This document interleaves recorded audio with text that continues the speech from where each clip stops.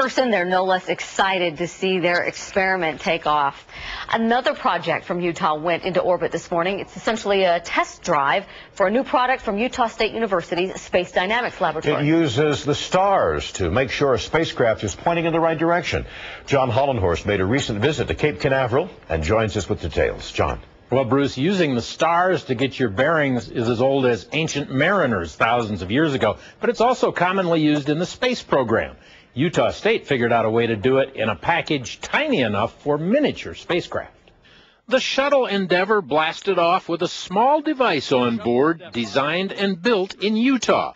The digital imaging star camera will be delivered to the International Space Station and attached to the outside for several months of product testing. This is a development unit that's going up on the space station in order to prove that this new concept will work, and then it'll be used for operational missions at a later time. Its purpose is to keep a spacecraft properly oriented. Every satellite needs to be able to point the right direction in order to do its mission. The camera captures images of stars and matches their patterns to a known catalog. USU has been making similar devices for years, but the new one is tiny and costs only a few $100,000 instead of millions. So this capability is already out there. What we're doing is miniaturizing it to allow smaller and smaller spacecraft. On a recent visit to Cape Canaveral, we wondered if science projects will dwindle when the shuttle program dies this summer.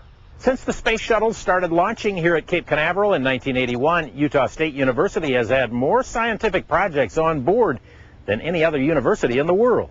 It would be nice to have continued access to space, and we hope that we'll continue to have opportunities to do that. NASA claims science will get a boost if commercial companies get into the space launch business. Whether that's a scientific experiment from that NASA's doing or from a university that's working in partnership with NASA, the idea is to increase the number of opportunities that get to the space station.